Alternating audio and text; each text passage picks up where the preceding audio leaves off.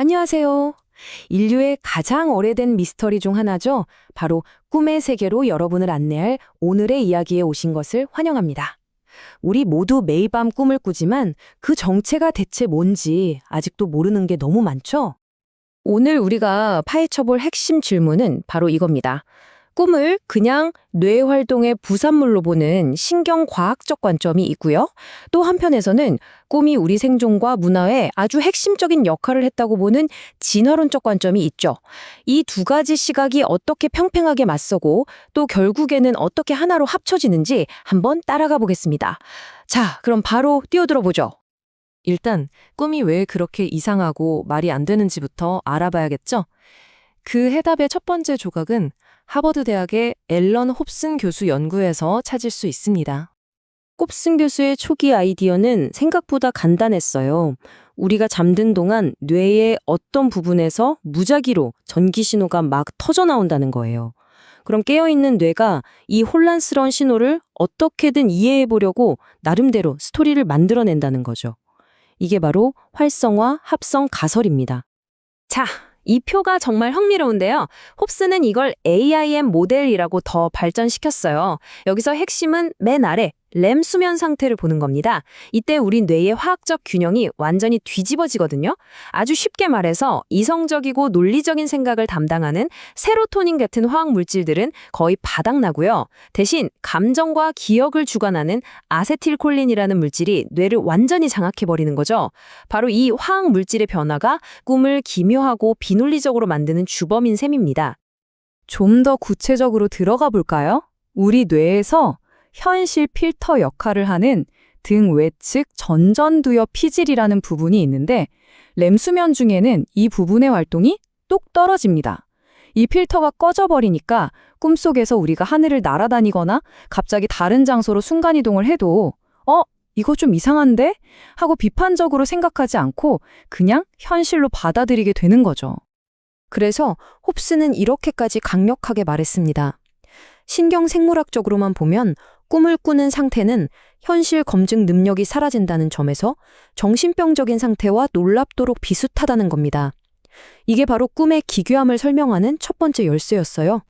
좋습니다. 지금까지는 꿈이 어떻게 만들어지는지에 대한 어떻게 보면 좀 기계적인 설명을 들었잖아요. 이제부터는 왜 우리가 도대체 꿈을 꾸는지 그 진화적인 이유를 시타르타 히베이로의 관점에서 살펴보겠습니다. 와, 이거 정말 대담한 주장이죠. 히베이로는 꿈을 단순한 뇌의 부산물이 아니라 인류 발전의 핵심 엔진이었다고 봅니다. 꿈이 없었다면 지금의 우리도 없었을 거라는 그런 이야기입니다. 그의 핵심 아이디어는 바로 이겁니다. 꿈이 일종의 가상현실 훈련장이라는 거죠. 우리의 조상들은 꿈이라는 안전한 공간을 통해서 미래에 닥칠 수 있는 온갖 위험이나 기회들을 미리 시뮬레이션 해볼 수 있었다는 거예요. 예를 들면 이런 식으로 작동하는 거죠. 밤에 잠을 자다가 사자에게 쫓기는 꿈을 꿨다고 해봅시다. 뇌는 실제 위험이 없는 안전한 상태에서 도망칠 수 있는 여러 가지 방법을 시뮬레이션 하는 거예요. 그러다 다음날 진짜로 사자를 마주쳤을 때 꿈에서 연습한 덕분에 생존할 확률이 조금이라도 더 높아지는 거죠. 이 놀라운 시뮬레이션 기능은 뇌의 디폴트 모드 네트워크, 줄여서 DMN 덕분에 가능합니다. 이 DMN은 우리가 흔히 멍 때린다고 할 때나 미래를 계획할 때 활성화되는 영역인데요. 꿈속에서는 이 DMN이 과거의 기억과 미래의 가능성을 막 뒤섞으면서 정말 창의적인 해결책들을 만들어내는 겁니다. 자, 이 고대 생물학적 도구가 어떻게 현대의학의 미래를 여는 열쇠가 되고 있는지 이제 시점을 현재로 확 옮겨보겠습니다. 최첨단 개념이 하나 나왔네요. 바로 디지털 표현형이라는 건데요. 이게 무슨 말이냐면 우리가 매일 쓰는 꿈일기 같은 데이터가 이제는 우리의 정신 건강을 측정할 수 있는 아주 중요한 생체 지표, 그러니까 바이오마커가 될 수 있다는 뜻입니다. 이 슬라이드를 보시면 과거와 미래의 꿈 분석이 어떻게 다른지 한눈에 보입니다. 과거 프로이트가 꿈의 내용, 즉 무슨 꿈 꿨어?에 집중했다면 이제 AI를 이용한 정밀 정신의학은 그 꿈 이야기의 문장 구조가 어때? 처럼 어떻게 꿈을 꾸는지 그 이야기의 구조에 집중하는 거죠. 관점이 완전히 바뀐 거예요. AI는 자연어 처리 기술을 써서 꿈 이야기의 문장이 얼마나 복잡한지, 부정적인 단어가 얼마나 자주 나오는지, 이야기의 논리가 얼마나 자주 끊기는지를 숫자로 바꿔버립니다. 이런 데이터들이 쌓이면 정신질환의 조기 경보 시스템 역할을 할 수 있게 되는 거죠. 홉슨이 말했던 내용보다 형식이 중요하다는 통찰이 드디어 기술로 구현된 셈입니다. 자, 이제 흩어져 있던 모든 조각을 맞춰볼 시간입니다. 지금까지 나온 이야기들을 쫙 모아서 꿈과 우리의 정체성에 대한 아주 심오한 결론을 한번 내려보겠습니다.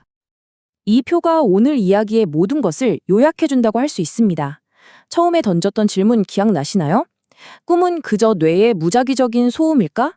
아니면 의미 있는 도구일까? 그에 대한 답이 바로 여기에 있습니다. 홉슨이 말한 무작위적인 신경 활성화는 꿈이라는 엔진을 돌리는 에너지원 같은 거예요. 그런데 그 엔진이 만들어내는 이야기, 즉 합성의 내용은 결코 무작위적이지 않습니다.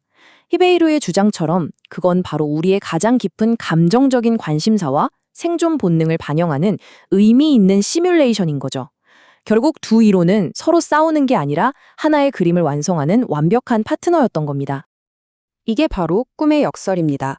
꿈을 꾸는 동안 우리가 겪는 그 정신병적이라고까지 불렸던 상태가 사실은 우리의 감정과 기억을 정리하고 하나로 통합하는 아주 치료적인 과정이라는 거죠. 그러니까 우리는 매일 밤 잠시 나를 해체했다가 아침에 더 단단해진 나로 재조립되는 셈이에요. 그리고 이것이 바로 궁극적인 결론입니다. 우리의 정체성, 즉 나라는 존재는 깨어있을 때만 만들어지는 게 아니라는 겁니다. 매일 밤 우리가 잠든 사이에도 꿈이라는 시뮬레이션을 통해서 적극적으로 구성되고 또 유지되고 있었던 거죠. 자, 이제 이 모든 분석을 여러분 자신에게 한번 돌려보세요. 오늘 밤 꾸게 될 꿈을 이제는 좀 새로운 시각으로 바라볼 준비가 되셨나요? 여러분의 뇌가 보내는 이 오래되고도 지혜로운 밤의 신탁에 한번 귀 기울여 보시는 건 어떨까요?